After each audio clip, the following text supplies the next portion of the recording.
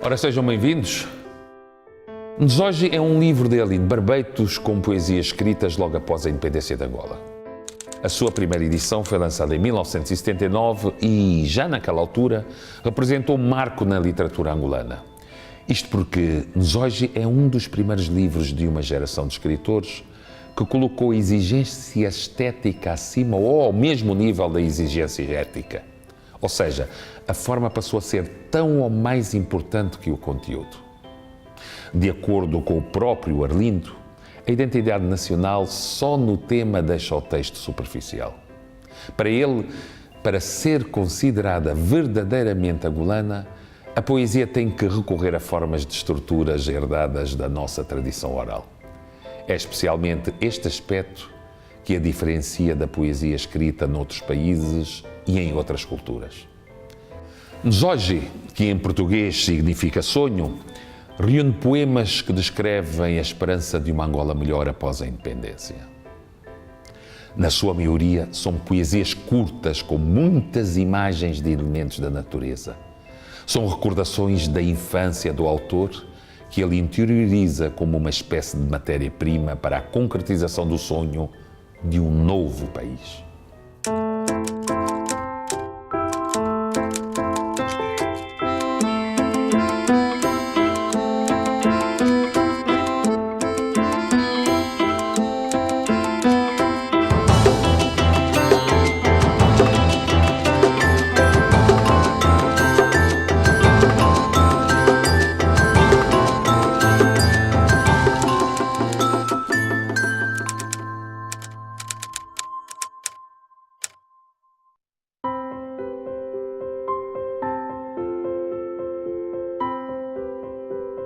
O menino pequeno, muito pequeno, nu, todo nu, traz botas, botas muito grandes.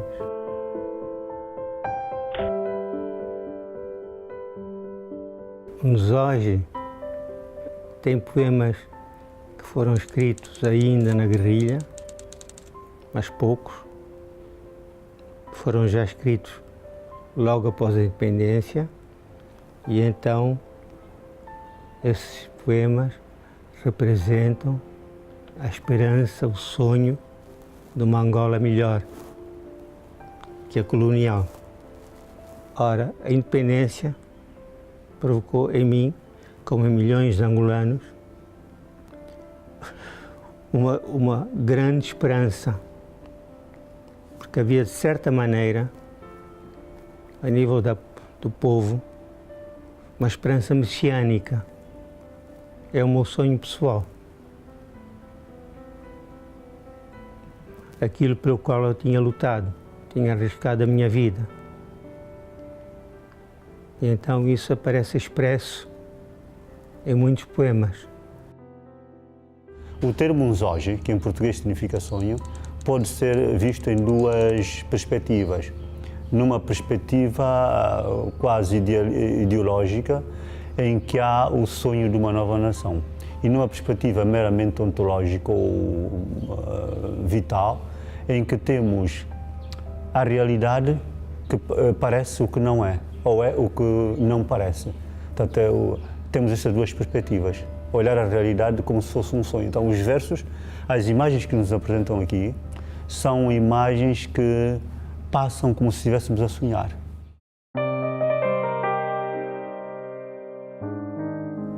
Por noites de outubro, almas de antepassados acordam lagartos adormecidos. Riso de menina só quebra-se nos 5 dedos da mão. Que almas de antepassados, por noites de outubro, não impedem de fechar. Eu não sou por uma poesia a malarmé, lar por lar, não. A poesia deve ter algum compromisso. Neste caso, é um compromisso com Angola, com o seu povo, com a sua gente. Agora, esse compromisso não pode ser de forma panfletária. Tem que receber uma forma artística. E é assim que eu penso a poesia.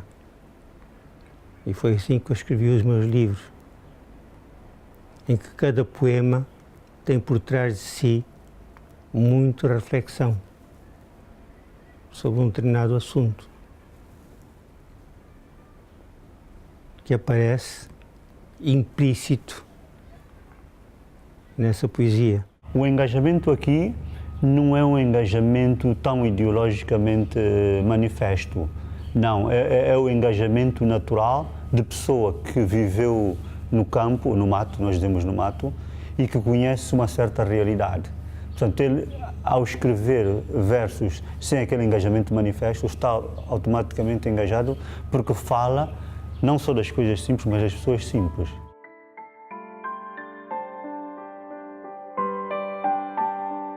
A nuvem produziu um elefante. O elefante pariu um coelho. Das orelhas do coelho saíram montanhas. As montanhas tornaram-se tetas de uma cadela prenha. Das tetas da cadela prenha caiu a chuva. A escolha das palavras, a escolha dos signos, que quase tudo são signos da terra, é uma poesia muito telúrica.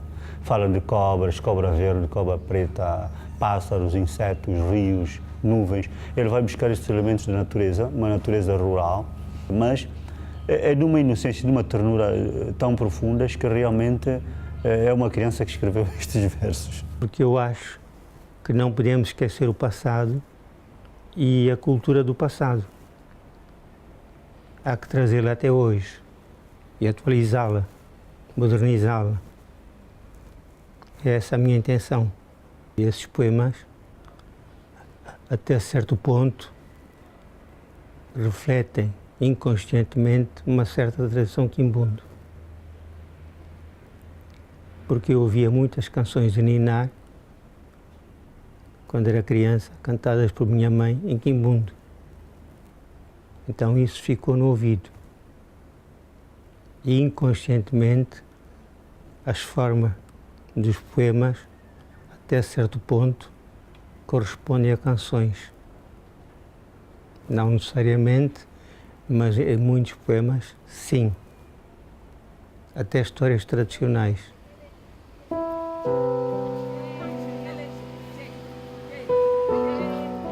No riso das meninas em roda, falta um dente.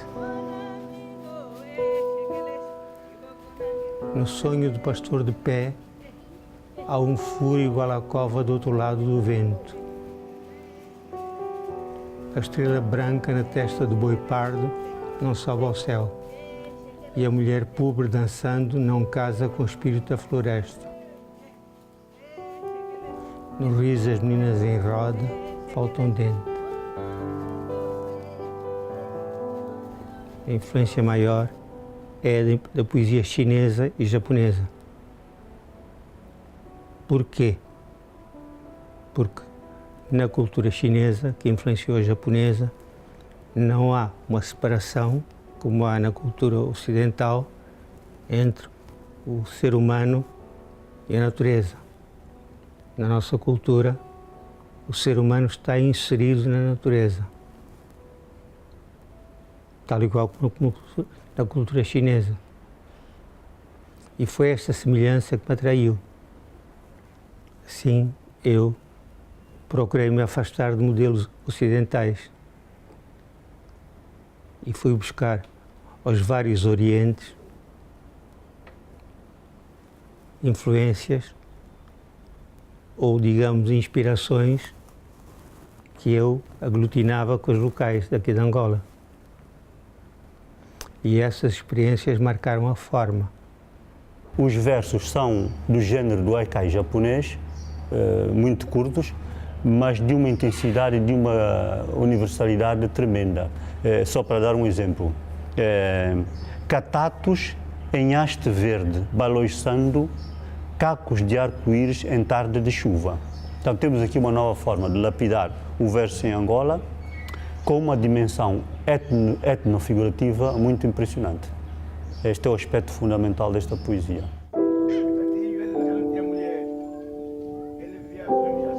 A cobra verde, chapéu alto e com canhoto jogando cartas. Irmão, Essa história não é verdade. Tenho fome.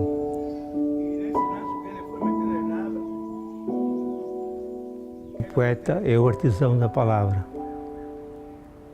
A palavra é a nossa matéria-prima. Daí o cuidado muito grande com a palavra. Não se pode usar uma palavra à toa, porque eu não concebo arte sem estética. Porque arte sem estética não é verdadeiramente arte.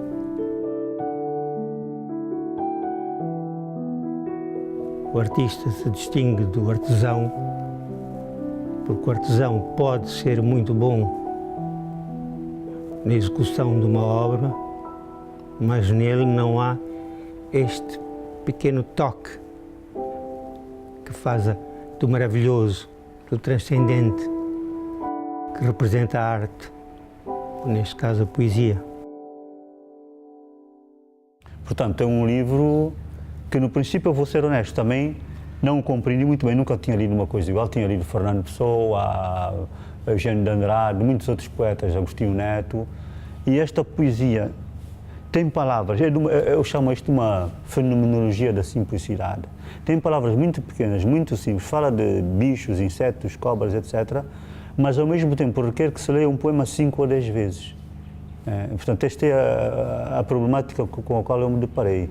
É muito belo, é de uma realização cromática muito profunda, tem muita luz, muita cor, muito som. É como se fosse a ver quadros vivos, pinturas vivas que se movem e falam por si mesmas. Portanto, tem muito cromatismo esta poesia. Uma mulher que se esquecera numa outra ia passeando por uma alameda de coqueiros. Um coco despegando-se não a feriu, porque o momento que se esquecera num outro ia passeando por uma alameda de coqueiros.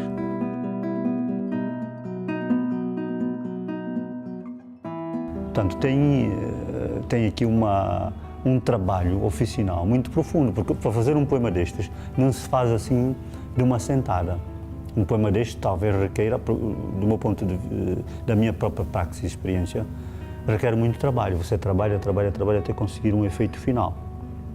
Por exemplo, o poema da página 14, que faz uma ligação entre a rima e o gerúndio, o verbo no gerúndio, e provoca uma literação muito grande, que é vulgando, vulgando vem um dongo sem ninguém, cirandando, cirandando vem uma menina sem o seu bem, marchando, marchando vem um soldado sem vintém, voando, voando vem um pássaro que nem asas tem, vulgando, vulgando vem um dongo sem ninguém. Então temos aqui um dos poucos poemas com rima e faz também uma rima interior, é como uma canção. Isto daria uma canção tremenda. Todos os meus poemas exigem uma longa meditação. Nenhum poema é escrito assim de rajada. Ou melhor, primeiro eu penso e repenso e penso mais outra vez e depois de tudo isto está pensado é que eu escrevo. Tendo imenso cuidado com as palavras. Nunca usar palavras a mais. Qualquer palavra tem que ser substantiva, tem que ter substância, tem que representar qualquer coisa.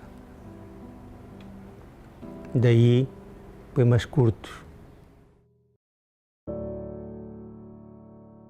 A menina descuidada e atirando pela janela abaixo um tempo grande como o céu.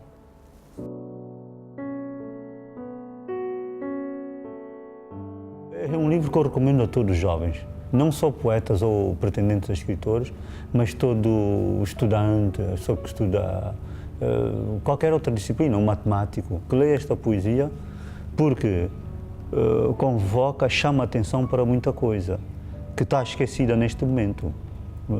Nós, por exemplo, não sabemos quase os nomes das nossas flores em Angola, nem dos nossos pássaros. Portanto, era bom que alguém que seja estudar biologia se dedique a esse estudo. Este livro é um apelo a debruçarmos sobre as coisas da nossa terra que não estão estudadas e a fazermos uma obra nacional, uma obra africana também. Antigamente se lia muita poesia aqui, agora já não. Perdeu-se o hábito da leitura, que é lamentável. Mas, pronto, é uma consequência da guerra. E um certo processo de barbarização que as guerras sempre trazem. Mas que um dia será ultrapassado, é uma questão de tempo e trabalho. Há que trabalhar contra isso. A pior coisa que pode acontecer a uma pessoa é o desespero. O desespero é a maior das traições. Qualquer país, qualquer Estado, qualquer povo, é sempre um processo. E eu espero que esse processo seja cada vez para uma Angola melhor. Claro que isso leva tempo e é muito difícil, mas é necessário. E eu não perdi a esperança de uma Angola melhor. Pelo menos bato para isso. Só que o sonhador agora tem que sonhar com os olhos bem abertos. Arlindo Barbeitos é um dos poetas intelectuais mais respeitados de Angola. Nzoji é um marco da sua carreira de escritor, mas outros livros são igualmente relevantes para a nossa literatura. Angola, Angolé, Angolema, Fiapos de Sonho e Na Leveza do Luar Crescente são imprescindíveis para quem gosta de poesia e para quem busca conhecer as grandes obras da literatura angolana. Vale a pena conhecer. Até à próxima.